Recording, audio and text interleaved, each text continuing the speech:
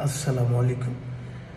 একজন মুসলমানকে তার দৈনন্দিন জীবনকে পরিপাটি করে রাখার জন্য, নিজেকে গুছিয়ে রাখার জন্য আল্লাহর রাসূল সাল্লাল্লাহু আলাইহি সাল্লামের সুন্নতের ভূমিকা অপরিসীম। কেননা আল্লাহর রাসূল সাল্লাল্লাহু আলাইহি সাল্লাম আমাদেরকে সব কিছু শিক্ষা দিয়ে গিয়েছেন।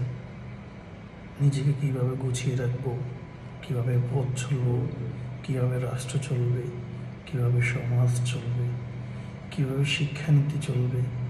প্রত্যেকটা মুসলমানের প্রত্যেকটা সেক্টরেই কিন্তু আল্লাহ রাসূলের সুন্নতের ভূমিকা অপরিসীম।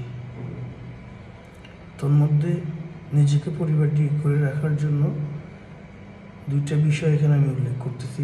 আমরা অনেকেই জানি না যে আমরা কীভাবে আল্লাহ রাসূলের সুন্নাহ অনুযায়ী চুল আঁচড়াবো এবং জুতা পরিধান করবো।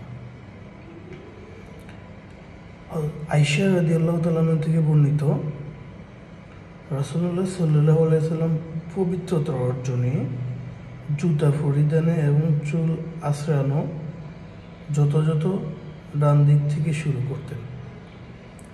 আমরা কীভাবে জুতা পরিধান করব? জুতা তো আমরা স্বাভাবিকভাবে পরি, চুল আঁচড়াই।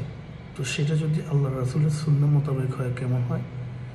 আপনি নিজেকে পবিত্রতা অর্জনের জন্য, পরিপাটি করার জন্য চুল আঁচড়াচ্ছেন, জুতা পরিধান করতেছেন, আর এটা যদি আল্লাহ রাসূলের সুন্নাহ মোতাবেক হয়, তাহলে আমি নিজেকেও পরিপাটি রাখতেছি, সওয়াবের ভাগীদার হচ্ছে, আল্লাহ রাসূলের একটা সুন্নত ফলন হচ্ছে।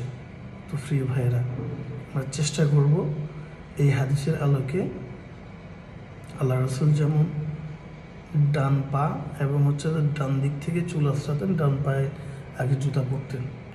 চেষ্টা করব জীবনে চলার পথে আমরা এই সুন্নতটুকু ধরে রাখার জন্য।